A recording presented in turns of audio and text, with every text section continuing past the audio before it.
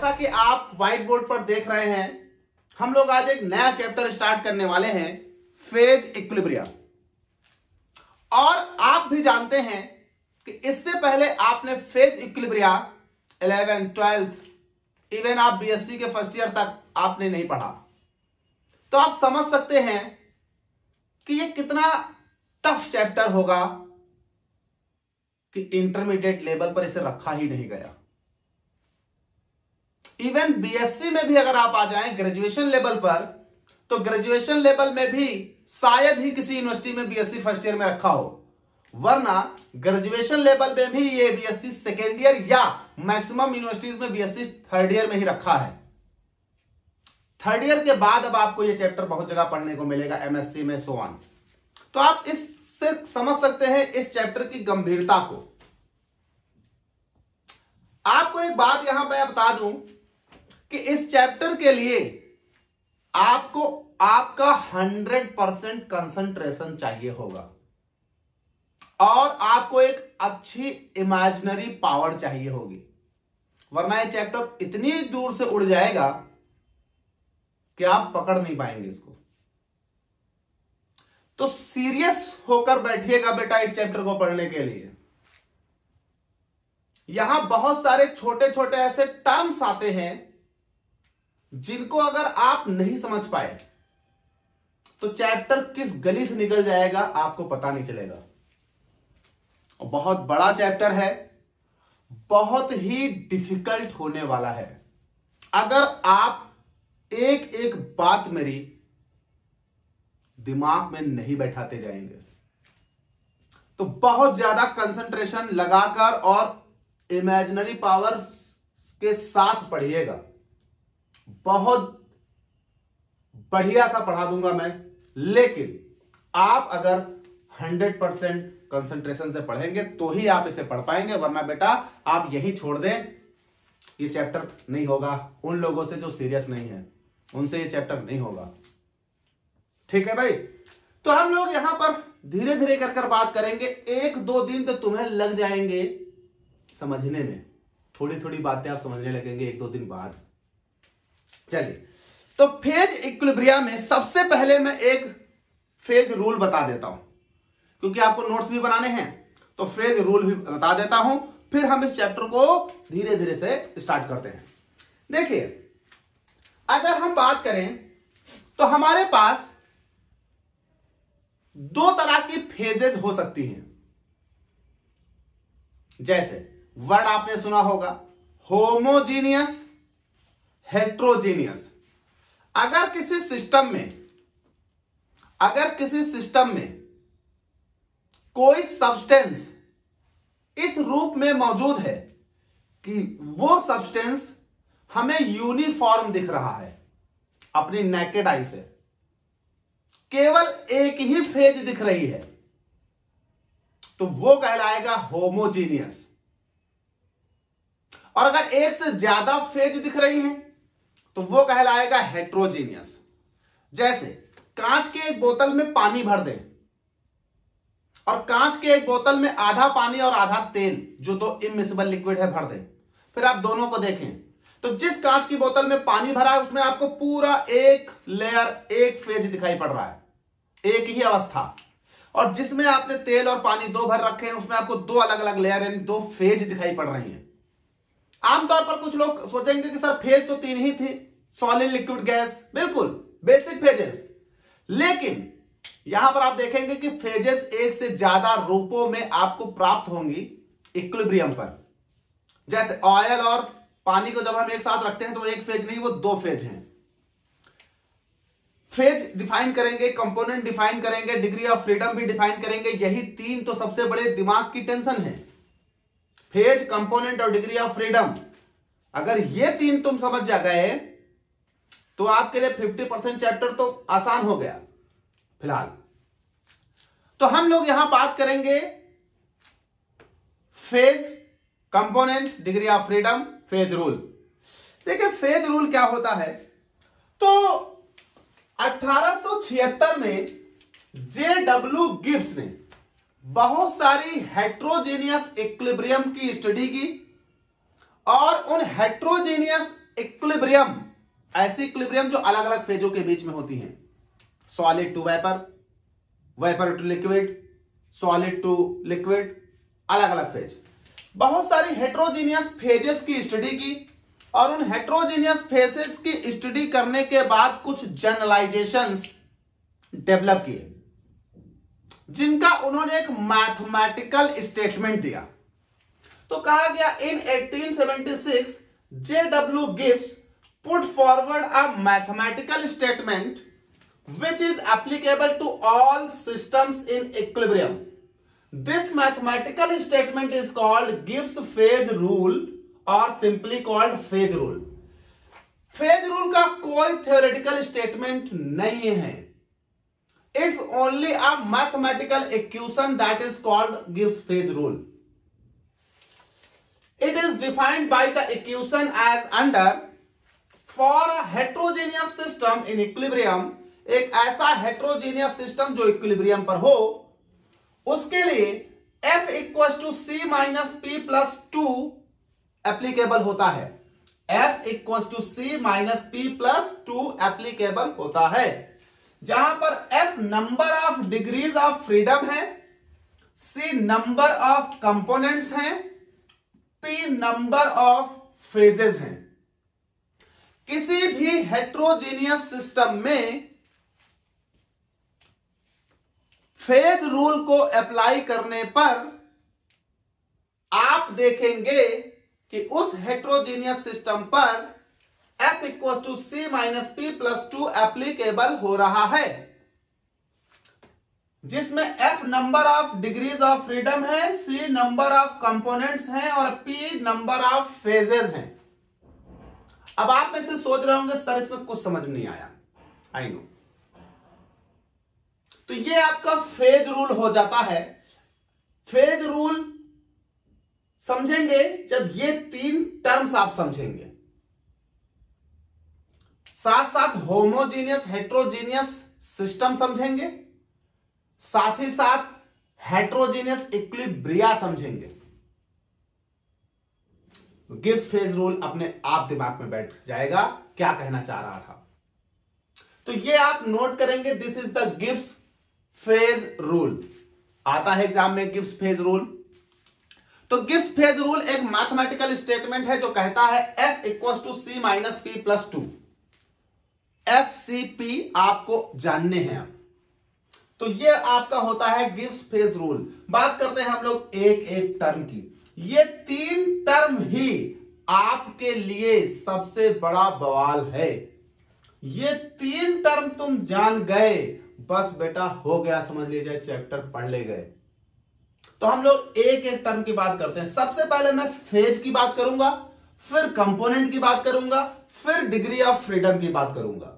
समय लगेगा और बहुत सारे क्लासेस लेक्चर्स होंगे इस पर। एक पॉइंट नहीं छोड़ूंगा, आप एक एक पॉइंट पढ़िएगा। एक भी पॉइंट मिस हो गया तो आपके लिए वो दिक्कत करेगा। तो हम इसको रफ करते हैं, बात करते हैं इन तीनों में से। शुरू करते हैं फेज क्या है, फेजेस। जैसे फेज समझेंगे आपको होमोजीनियस हेट्रोजीनियस सिस्टम समझ में आ जाएगा। तो फेजेस, चलिए भाई, तो हम लोग फेज, कंपोनेंट और डिग्री ऑफ फ्रीडम को एक एक करके समझते हैं। सबसे पहले हम लोग यहां बात करते हैं फेज की।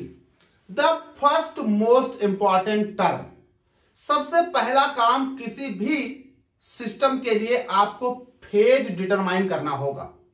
डिफिनीशन नॉट इंपॉर्टेंट, डिटरमाइन करेंगे फेज कैसे निकाले जाएंगे। अगर हम डिफाइन करेंगे फेज को तो हम क्या कहेंगे? तो कहा गया कि फेज जो है, कहा गया a phase is defined as, देखिए अ होमोजीनियस, कोई भी फेज खुद में होमोजीनियस होना चाहिए। जैसे अगर हम आइस और वाटर, पानी के ग्लास में बर्फ डाल दें तो आइस भी H2O है, पानी भी H2O है। एक्चुअली वो दोनों एक ही कंपाउंड हैं, लेकिन दे आर टू फेजेस। बर्फ एक होमोजीनियस सिस्टम है, पानी दूसरा होमोजीनियस सिस्टम है जब दो एक साथ वहां मौजूद है, बर्फ और पानी एक ही ग्लास में, तो वो टोटल हेट्रोजीनियस सिस्टम है जिसमें दो फेज हैं। अच्छा, फेज खुद में होमोजीनियस होनी चाहिए, तो phase is defined as a homogeneous. दूसरा कह रहा है फिजिकली डिस्टिंक्ट, फिजिकली वो डिस्टिंक्ट हो बाकी फेजेस से। जैसे पानी में जब बर्फ डाल दो तो ऐसा नहीं है कि आपको बर्फ दिखना बंद हो गई, बर्फ अलग दिख रही है, पानी अलग दिख रहा है, फिजिकली सेपरेबल है, वो सेपरेट है, दो अलग चीजें हैं। लेकिन पानी में चीनी डालकर घोल दो, खत्म काम, चीनी का अस्तित्व समाप्त। अब चीनी नहीं दिख रही, भले चीनी उसमें है, इमेजिन करिए चीनी है, पर चीनी अलग फेज के रूप में आपको दिखाई नहीं पड़ रही। इसलिए वो जो शुगर सॉल्यूशन है जिसमें चीनी आपने घोल रखी है वो एक फेज है, भले उसमें शुगर है, नींबू का रस भी निचो दो तब भी वो एक फेज है। लेकिन जैसे उसमें बालू डालोगे दो फेज हो जाएगी। तो कहा गया फिजिकली डिस्टिंक्ट होना चाहिए, अलग अलग दिखाई पड़ने चाहिए। अगर अलग अलग दिखाई पड़ते हैं तो फेज है। एक फेज जो अलग दिखाई पड़ रही, दूसरी फेज जो अलग दिखाई पड़ रही। And mechanically separable portion of a system that is separated from other portion by distinct boundary. तो जो वो फेज है वो मैकेनिकली सेपरेबल हो, उन्हें आप सेपरेट कर सके मैकेनिकली, और वो फेजेस एक दूसरे के साथ एक डेफिनिट बाउंड्री निर्धारित कर रही हो। जैसे पानी में जब आप बर्फ का टुकड़ा डालते हैं तो आपको दिखाई पड़ता है कि बर्फ का टुकड़ा यहां तक है, पानी यहां तक है। जब आप एक बोतल के अंदर एक ऑयल और वाटर, दो इमिसिबल बॉडी, एक ऑयल और वाटर मिला देते हैं, रख देते हैं, तो आपको दिखाई पड़ता है पानी यहां तक है, तेल यहां तक है। तो ऐसी homogeneous mechanically separable physically distinct body किसी भी सिस्टम की एक फेज कहलाएगी। ऐसे जितनी दिखे उस सिस्टम में उतने फेज हैं। अब आपको जो भी सिस्टम दिया जाता है उसमें सबसे पहले हमें फेज डिटरमाइन करने होते हैं। तो कहा गया कि आप कुछ एग्जाम्पल समझिए, मेरे फेज समझ जाएंगे। जैसे सपोज करिए, फॉर एग्जाम्पल यहां लेते हैं, फॉर एग्जाम्पल मान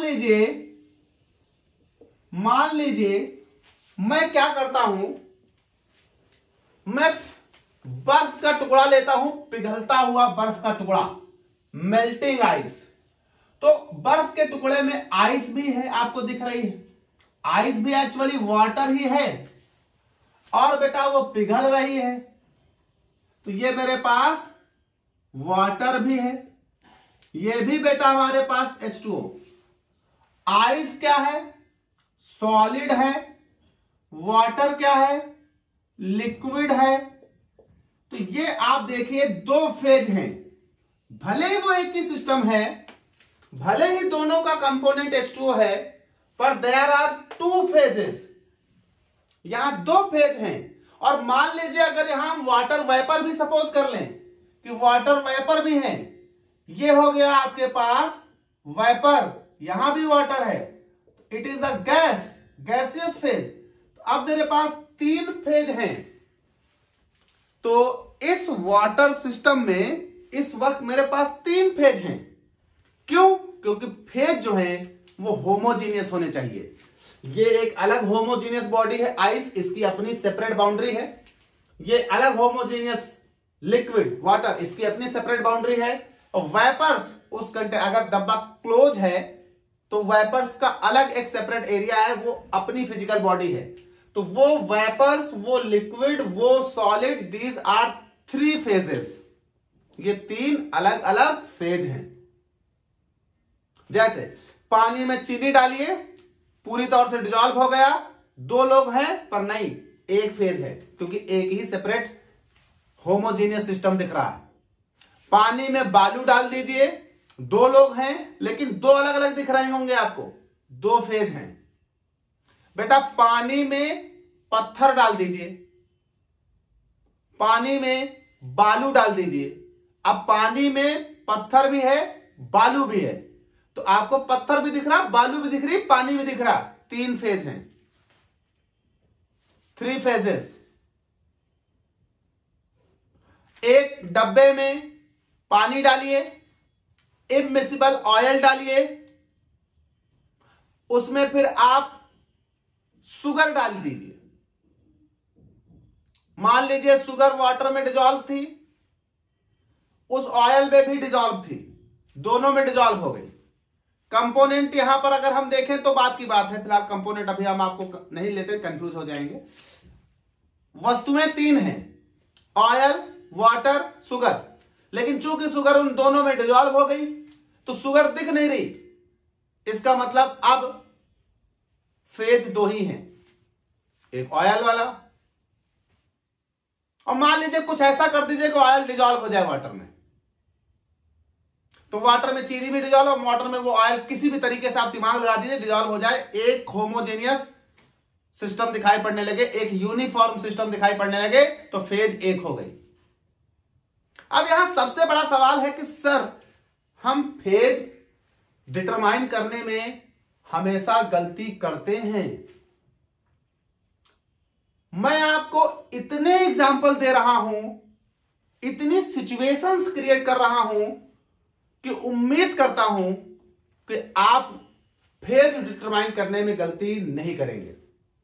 चलिए, तो how to calculate number of phases की मैं बात करता हूं। How to calculate the number of phases, how to calculate the number of phases. किसी भी सिस्टम में आप किस तरह से फेजेस कैलकुलेट करेंगे, यहां बहुत सारे मैं चीजें लेकर आ रहा हूं, बहुत ध्यान से समझिएगा। पहली बात मेरी याद रखिएगा, अगर कहीं पर किसी भी सिस्टम में, कहीं पर किसी भी सिस्टम में प्योर गैस है, प्योर गैस, मान लीजिए किसी सिस्टम में एक क्लोज कंटेनर में हाइड्रोजन गैस रखी है, एक क्लोज कंटेनर में ऑक्सीजन गैस, नाइट्रोजन, कोई भी प्योर गैस, तो वो प्योर गैस एक होमोजीनियस सिस्टम होगा, होमो। और अगर होमोजीनियस सिस्टम है तो उसमें एक फेज है, 1 फेज। बेटा फेज को हम P से रिप्रेजेंट करते हैं, P से। तो इस प्योर गैस, ये एक होमोजीनियस सिस्टम है और इसमें फेज कितनी, P = 1। याद, हमेशा याद रखिएगा, जहां पर प्योर गैसेस की बात हो रही होगी, pure gases are single phase, P = 1। मान लीजिए मिक्सचर ऑफ गैसेस है, मिक्सचर ऑफ गैसेस, तो दूसरी बात मैं करता हूं, mixture of 2 or more gases, mixture of 2 or more gases. अच्छा, गैसें आमतौर पर एक दूसरे में कंप्लीटली मिसिबल होती हैं, इसलिए यहां यह बात करना कि गैसें मिसिबल है या मिसिबल है नहीं सही है। तो mixture of 2 or more gases, जब गैसियस मिक्सचर होता है तो बेटा यह भी एक होमोजीनियस फेज होता है। दैट इज वाई यहां पर भी P = 1 यानी फेज = 1 होगा। इसी तरह से अगर कहीं पर प्योर लिक्विड हो, कहोगे सर कितना आसान है, रुके रहिए, रुके रहिए। अगर कहीं पर प्योर लिक्विड हो, प्योर लिक्विड, तो pure liquid is a homogeneous system, यहां पर भी फेज 1 है। प्योर लिक्विड अगर किसी सिस्टम में है तो यह भी एक होमोजीनियस सिस्टम है और यहां पर भी फेज 1 है। अब बात है अगर 2 से ज्यादा लिक्विड एक साथ हैं, नो प्रॉब्लम।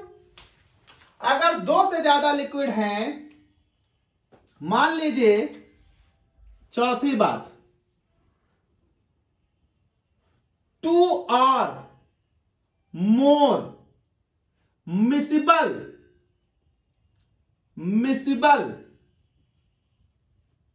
लिक्विड्स, अगर 2 या 2 से ज्यादा मिसिबल लिक्विड है आपस में घुलनशील, जैसे एग्जाम्पल के तौर पर वाटर और अल्कोहल, सबको मालूम है, सब लोग मिला के पीते हैं। पानी, दारू, पानी लिया, पैक बनाते ना, पैक, पानी, अल्कोहल मिला दिया, मिल गया, एक फेज। लेकिन कोई बहुत होशियार था, उसमें बर्फ का टुकड़ा डाल दिया। अब जब तक वो बर्फ का टुकड़ा है तब तक वो है 2 फेज। सोचे, अल्कोहल, वाटर दोनों आपस में कंप्लीट मिसबल, 1 फेज। लेकिन आइस का टुकड़ा दिख रहा है उसमें, 2 फेज। अब कहोगे सर अल्कोहल में पानी जो मिक्स और बर्फ दोनों है तो पानी ही, लेकिन बर्फ का एक अपनी एक होमोजीनियस फिजिकल बाउंड्री है। This is act like a phase. और जो अल्कोहल में पानी डिजॉल्व है वो मिलकर एक बन गए हैं, वो एक फेज। तो 2 और more miscible liquids like alcohol, water, these are indicated as the homogeneous system, homo p equals to 1। लेकिन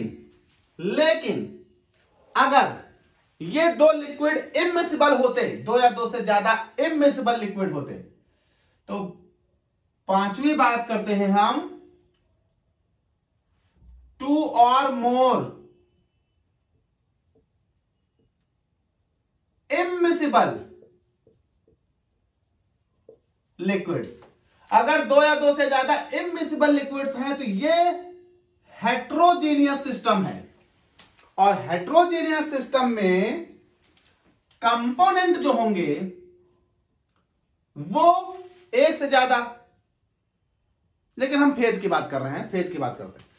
तो 2 और मोर देन 2 इमिसिबल लिक्विड्स और 2 और मोर देन 2 इमिसिबल लिक्विड्स में जो फेज होंगे वो होंगे number of liquids, number of immiscible liquids, number of liquids immiscible,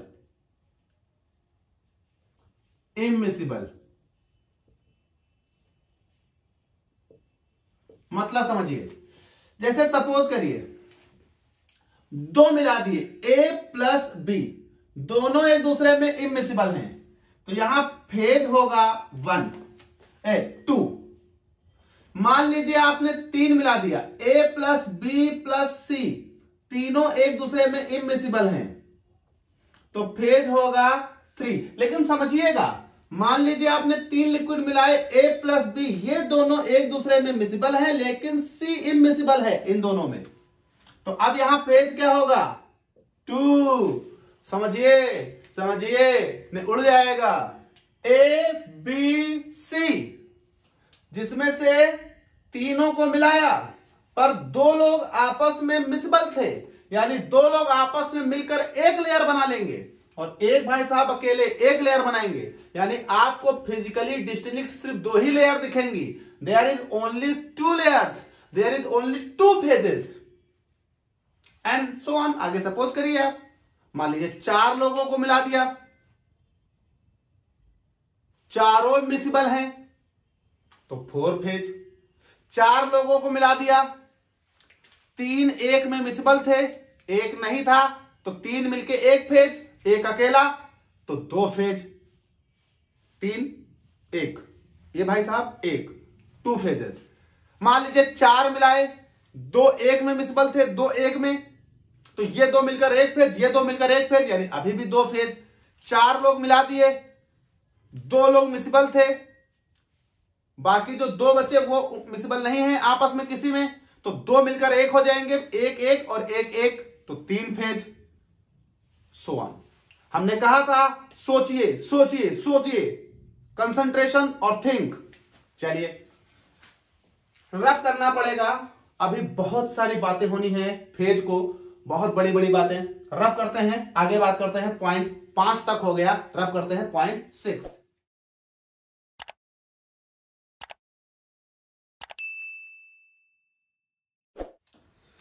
तो चलिए छठी बात करते हैं 6। अच्छा, जरूरी नहीं लिक्विड ही मिक्स किए जाएं, सॉलिड भी तो लिक्विड में मिक्स किया जा सकता है। यानी हमारे पास हो solid plus liquid, solid plus liquid, हम अगर बोलें तो सॉल्यूशन बोल दें, सॉल्यूशन। अच्छा, सॉल्यूशन के केस में एक मैं आपको थोड़ा जनरल आइडिया समझाता हूं। सॉल्यूशन कई तरह के हो सकते हैं पार्टिकल के साइज के आधार पर। ट्रू सॉल्यूशंस, कोलॉइडल सॉल्यूशंस और सस्पेंशंस। तो true solutions, colloidal solutions, suspensions, तो मैं एक एक की बात करता हूं। चलिए पहली बात कर लेता हूं ट्रू सॉल्यूशंस की। ट्रू सॉल्यूशंस, ये मैं उन सॉल्यूशन की बात कर रहा हूं जिसमें सॉलिड जो है वो लिक्विड में डिसॉल्व है। अब देखिए, सॉलिड को जब मैं लिक्विड में डालूंगा तो ट्रू सॉल्यूशन बनेगा। मतलब यह होता है कि ट्रू सॉल्यूशन वो होता है जिसमें सॉलिड जब हम लिक्विड में डालें तो लिक्विड पूरी तौर से सॉलिड को अपने अंदर डिसॉल्व कर ले, यानी सॉलिड के पार्टिकल आपको दिखाई ना पड़े। अगर सॉलिड के पार्टिकल आपको दिखाई नहीं पड़ रहे हैं, that means it is true solution.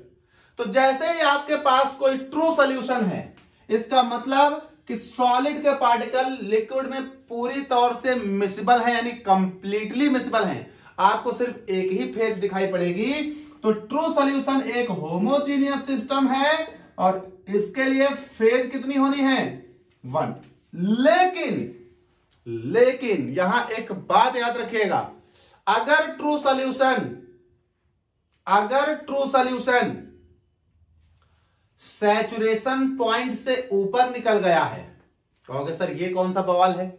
समझिए, आपके पास एक कंटेनर में मान लीजिए 100 ml वाटर ले लिया। उस 100 ml वाटर में आपने 1 चम्मच चीनी डाल दी, घुल गई, क्लियर सॉल्यूशन दिखाई पड़ रहा है, 1 फेज। 1 चम्मच और पानी, घुल गई, 1 चम्मच और, 1 चम्मच और, 1 चम्मच और, ऐसे क्या पूरी बोरी घोल दोगे उसमें? एक समय आएगा जब और शुगर उसमें डिसॉल्व नहीं होगी, फिर अगर आपने उसमें चीनी डाली तो कुछ कोशिश कर लीजिए वो सेटल डाउन कर जाएगी, तब वो चीनी आपको बाहर से दिखेगी। यानी जब कोई भी सॉल्यूट किसी भी लिक्विड में डिसॉल्व किया जाए और वो ट्रू सॉल्यूशन बना रहा हो, तो आप याद रखिएगा कि उस ट्रू सॉल्यूशन में जब तक वो सॉल्यूट अपनी सॉल्युबिलिटी तक है या उससे नीचे है, तब तक वो होमोजीनियस सिस्टम है, एक फेज। लेकिन अगर वो अपने सैचुरेशन पॉइंट से ऊपर निकल गया है, यानी आपने एक्सेस में घोल दिया है कि वो सेटल डाउन करने लगा है, तो वो 2 फेज दिखाने लगेगा। तो यहां नोट कर रहा हूं मैं एक नोट, आफ्टर सैचुरेशन, जब वो सेटल डाउन करने लगे तब वही ट्रू सॉल्यूशन 2 फेज सिस्टम हो जाएगा। आफ्टर सैचुरेशन, जब वो सॉल्यूट सेटल डाउन करने लगे तब वो 2 फेज सिस्टम हो जाएगा।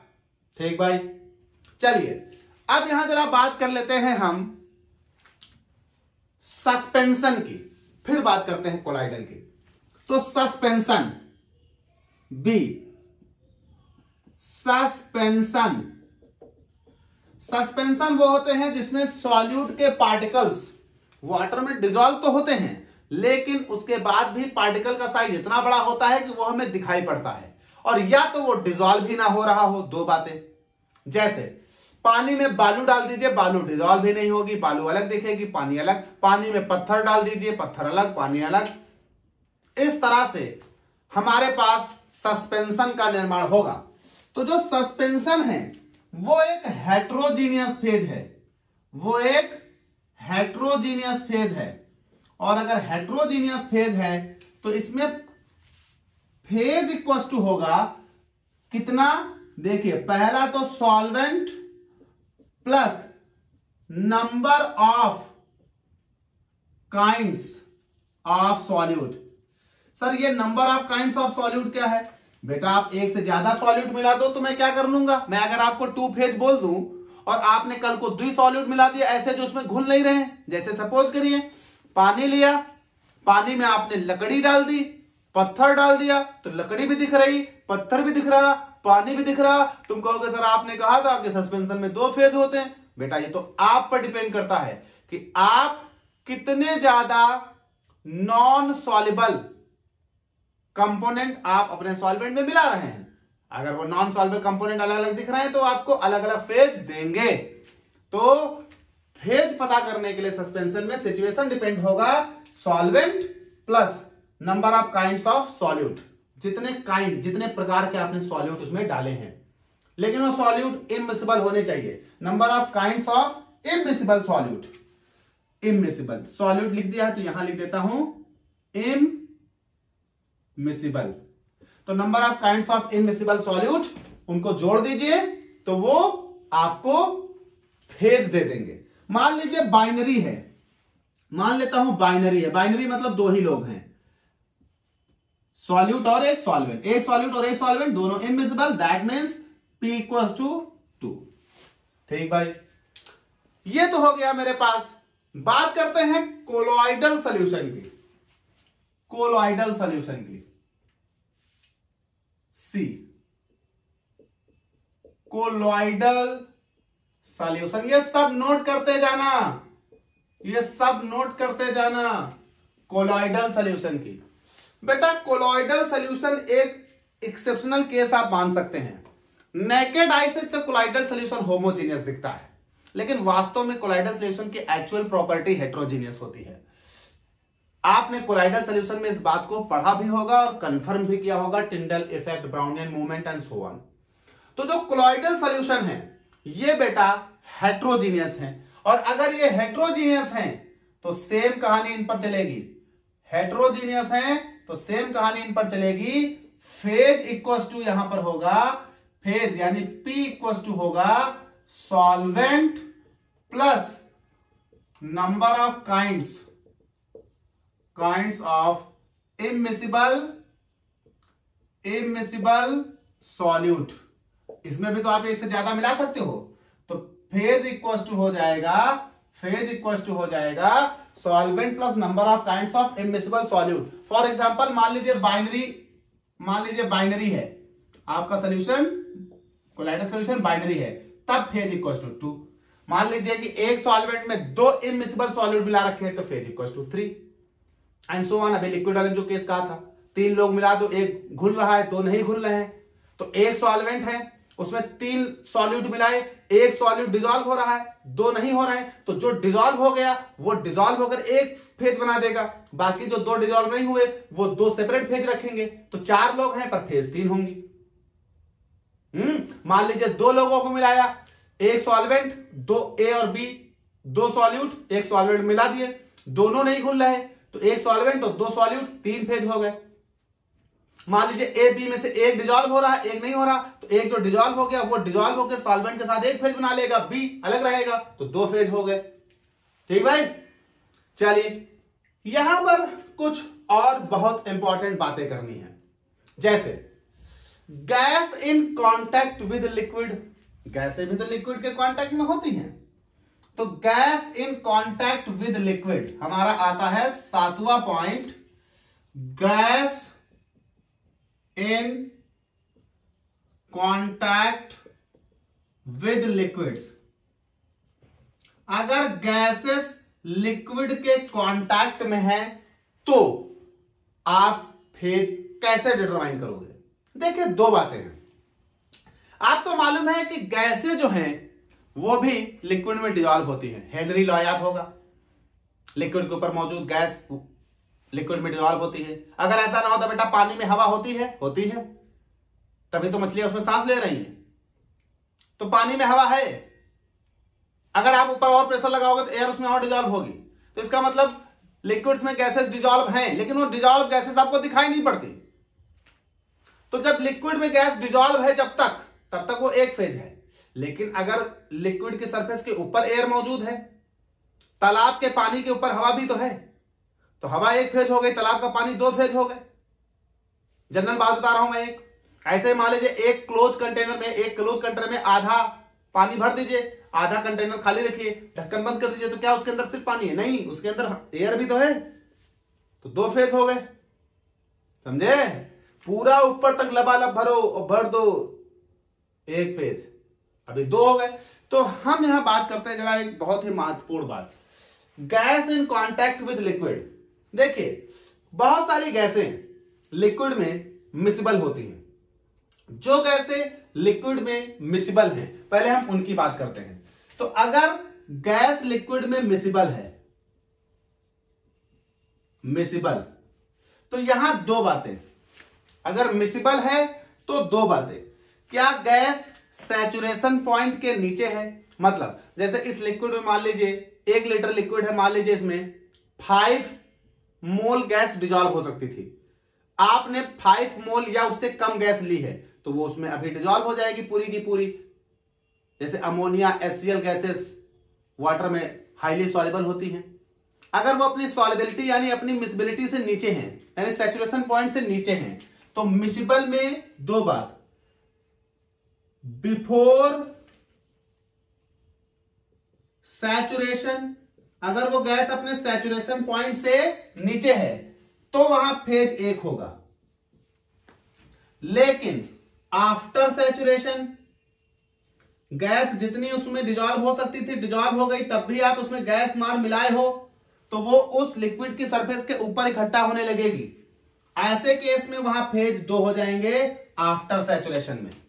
तो अगर गैसेस उस लिक्विड में डिजॉल्व हो रही हैं, मिसिबल हैं, सॉल्युबल हैं, ऐसे केस में दो बातें ध्यान रखनी होंगी। क्या गैस लिक्विड के साथ सैचुरेशन पॉइंट या उससे नीचे है? क्या गैस लिक्विड के साथ सैचुरेशन पॉइंट या उससे ऊपर है? अगर गैस लिक्विड के साथ सैचुरेशन पॉइंट या उससे नीचे है, एक फेज। अगर गैस लिक्विड के साथ सैचुरेशन पॉइंट या उससे ऊपर है, दो फेज। ठीक भाई। अब बात करते हैं अगर कोई गैस लिक्विड में डिजॉल्व ही ना हो, इमिसिबल हो। तो अगर कोई गैस इमिसिबल है, अगर कोई गैस इमिसिबल है, तो बेटा ऐसे केस में तो सीधा सीधा फेज दो। अगर एक गैस है तो सीधा सीधा फेज उस सॉल्वेंट के साथ दो हो जाएंगे, क्योंकि वो इमिसिबल है। ठीक भाई। फिर से रफ करता हूं, आगे बात करते हैं पॉइंट 7 के बाद। चले भाई, तो 8th पॉइंट हम लेते हैं। 8th पॉइंट कहा गया प्योर सॉलिड। आपको एक सॉलिड दिखाई पड़ रहा है एक जैसा पूरा यूनिफॉर्म, तो pure solid, this is homogeneous case, P = 1। अब यहां पर अगली बात आती है mixture of solids. Mixture of solids, ऐसा सॉलिड का मिक्सचर जिसमें सॉलिड एक दूसरे में डिसॉल्व नहीं है। मिक्सचर ऑफ सॉलिड्स मतलब इमिसिबल केस। इमिसिबल कहोगे सर ये क्या बवाल है? जैसे सपोज करिए एक कांच के बीकर में आप 20 गेहूं के दाने डाल दीजिए, उसी कांच के बीकर में 20 चावल के दाने डाल दीजिए, उसी कांच के बीकर में 20 चने के दाने डाल दीजिए, खूब बीकर को घुमाइए, ये घुमा रहे, ये घुमा रहे, मार घुमा रहे। फिर उसके बाद देखिए तो गेहूं, चावल, चना सब आपस में मिक्स हो गए होंगे। अलग अलग दिखेंगे आपको, फिजिकली सेपरेबल हैं। देख के बता दोगे ये वाला गेहूं, ये वाला चावल, ये वाला चना। 3 अलग अलग फेज दिखाई पड़ेंगे उसमें आपको। तो मिक्सचर ऑफ सॉलिड इमिसिबल, उसमें फेज कैसे पता चलेगी? फेज होगा number of kinds of solid, जितने आपने मिलाए हैं, number of kinds of solid. ठीक भाई, लेकिन यहां एक बात अगली बहुत ध्यान से, mixture of solid miscible, that means alloy. अगर एलॉय है, एलॉय क्या करूं मैं? जैसे मेटल ले लो, पिघला दो, लोहे को पिघला दिया, दूसरे मेटल को पिघला दिया, एल्युमिनियम को पिघलाकर लिक्विड को मिला दिया, वो कंप्लीटली मिसिबल हो गए दो लिक्विड। फिर एक सॉल्टिफिकेशन के बाद एक मेटल आया एलॉय, वो क्या होगा? वो होगा होमोजीनियस P इक्वल्स टू 1। तो अगर एलॉय है तो वो P इक्वल्स टू 1। अब यहां पर एक गलती सब करेंगे, यहां पर एक गलती सब करेंगे, और वो गलती होगी उनसे कब? सपोज करिए आपके पास एक प्लेट में कपूर रखा है, कपूर क्लोज कंटेनर में, मान लो बंद कांच के डब्बे में कपूर रखा है, तो कपूर प्योर सॉलिड है, एक फेज होनी चाहिए, लेकिन क्या कपूर सब्लिमेशन शो नहीं करता? बिल्कुल करता है। कपूर सॉलिड से ही वेपर में बदल जाता है। तो इसका मतलब यह हुआ कि कपूर जब वहां रखा है तो कपूर की वेपर भी होंगी उस डब्बे के अंदर। तो कपूर एंड इट्स वेपर, मतलब कैम्फर एंड इट्स वेपर, मतलब सॉलिड विद इट्स वेपर। अगला केस है सॉलिड विद इट्स वेपर। बहुत इंपॉर्टेंट बात, ध्यान नहीं देते हैं लोग इसको। सॉलिड विद इट्स वेपर, ऐसे केस में फेज इक्वल्स टू 2 होगा। एग्जाम्पल के तौर पर जैसे iodine and its vapour, example के तौर पर camphor and its vapour. Naphthalene ball देखा, बदबू बहुत दूर तक जाती है। हाँ, नेफ्थलीन एंड इट्स वेपर। तो ये सब क्या हो गए? 2 फेज सिस्टम हो गए, सॉलिड विद इट्स वेपर, ये हो गए 2 फेज सिस्टम बेटा। तो बेटा ध्यान रखिएगा, अगर सॉलिड और उसकी वेपर मौजूद है तो वो एक फेज नहीं 2 फेज होगा। इसके लिए बड़ा ध्यान लगाना होगा। क्या सॉलिड सब्लिमेशन शो करता है? हाँ, अगर सॉलिड सब्लिमेशन शो कर रहा है तो ऐसा सॉलिड आपको धोखा दे देगा, क्योंकि उसकी वेपर होंगी और आप सोचोगे नहीं और सोच नहीं पाओगे और वेपर को आप छोड़ दोगे। वो होगा 2 फेज, निकाल दोगे 1 फेज। तो जो लोग सब्लिमेशन कॉज करते हैं वो वेपर के साथ इक्विलिब्रिया एग्जिस्ट करेंगे, 2 फेज बनाएंगे। ठीक भाई, अब बात आता है एलोट्रोप्स। एलोट्रोप्स, अगर कहीं पर एलोट्रोप्स मौजूद हैं 12 एलोट्रोप्स, जैसे मान लीजिए कभी कार्बन कहीं पर डायमंड एंड ग्रेफाइट दोनों रूपों में मौजूद हो, फ्लोरीन्स तीनों मान लो, तो अगर एलोट्रोप्स मौजूद है तो जितने एलोट्रोपिक फॉर्म उसकी वहां मौजूद हैं उतने ही फेज होंगे। जैसे यहां कार्बन डायमंड ग्रेफाइट में मौजूद है तो 2 फेज। जैसे सल्फर मोनोक्लिनिक भी होता, रोम्बिक भी होता, सो ऑन। तो मान लीजिए सल्फर मोनोक्लिनिक भी मौजूद है और रोम्बिक में भी मौजूद है, तो ऐसे केस में देखिए मोनोक्लिनिक रोम्बिक 2 फेज। तो अगर एलोट्रोप्स हैं तो आप देख लेंगे कितने एलोट्रोप्स वहां पर मौजूद हैं उस इक्विलिब्रियम में, उस रिएक्शन में, उस सिस्टम में। जितने एलोट्रोप्स उस बंदे के मौजूद हैं उतना वहां पर फेज होगा। आप कहोगे सर बंदा तो एक ही, बंदा एक है पर उसकी फेज अलग। जैसे पानी भैया, बर्फ, लिक्विड, वेपर, बंदा एक है, फेज 3 है। ठीक, चलिए अब यहां पर कुछ और बातें कर लेते हैं। तो 13 आता है हाइड्रेट। हाइड्रेट्स कुछ कंपाउंड ऐसे होते हैं जो वाटर के साथ अलग अलग डिग्री ऑफ हाइड्रेशन करते हैं। जैसे मान लीजिए कोई कंपाउंड है ए, मान लीजिए ये 3 तरह से डिग्री ऑफ हाइड्रेशन कर सकता है। मान लीजिए A.6H2O, मान लीजिए A.3H2O, मान लीजिए A.H2O। तो 3 डिग्री ऑफ हाइड्रेशन है इसके। ऐसी अवस्था में ये 3 अलग अलग कंपोनेंट होंगे। ऐसी अवस्था में ये 3 अलग अलग बंदे हैं। ऐसी अवस्था में फेज 3 होगी। ऐसी अवस्था में फेज 3। तो अगर कोई कंपाउंड हाइड्रेट बना रहा है तो आप समझिएगा उसके कितने हाइड्रेट वहां मौजूद हैं। और अगर सॉलिड भी मौजूद है तो मान लीजिए जैसे दिस फॉर्म इंक्लूडेड ए भी मौजूद है, तो ऐसे केस में फिर फेज 4 हो जाएंगे। 1 2 3 हाइड्रेट और वो कंपाउंड। अगर सिर्फ हाइड्रेट मौजूद है तो ये मान लीजिए ये मौजूद है, वो नहीं मौजूद है तो 2 फेज। मान लीजिए ये और ये मौजूद है, ये नहीं मौजूद तो 3 फेज। डिपेंड करता है कितने हाइड्रेट्स मौजूद हैं। अगली जो कहानी है वो थोड़ा ध्यान से देखिएगा। अगर कहीं केमिकल रिएक्शंस हो, अगर कहीं केमिकल रिएक्शंस हो, थोड़ा रफ कर लेते हैं।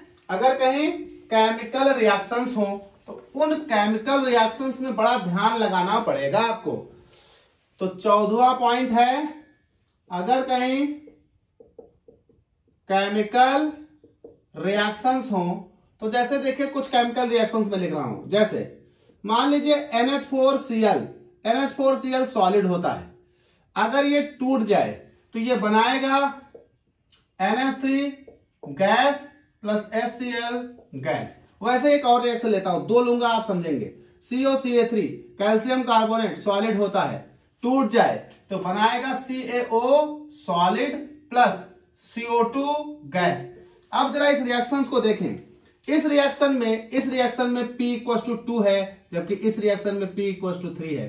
कहोगे सर दोनों तो सेम रिएक्शन दिख रही है। बेटा जब NH4Cl सॉलिड टूटेगा तो ये गैस बनेगी, ये गैस, दोनों गैसें आपस में मिसिबल हैं तो गैस मिलकर एक फेज बनाएगी, ये सॉलिड एक फेज। लेकिन यहां देखिए, यहां जब ये सॉलिड टूटेगा तो एक ये सॉलिड बन रहा है और एक गैस। अब ये 2 सॉलिड आपस में मिसिबल नहीं है, ये अलग दिखेगा, ये अलग दिखेगा और ये गैस अलग। तो 1 2 और 3 फेज। तो केमिकल रिएक्शंस में भी फेज आप काउंट करेंगे। मान लीजिए कोई रिएक्टेंट है सॉलिड, टूट रहा है, टूट कर लिक्विड और गैस बना रहा है, तो सॉलिड 1 हो गया, लिक्विड 1 और गैस 1, 3 फेज हो गए।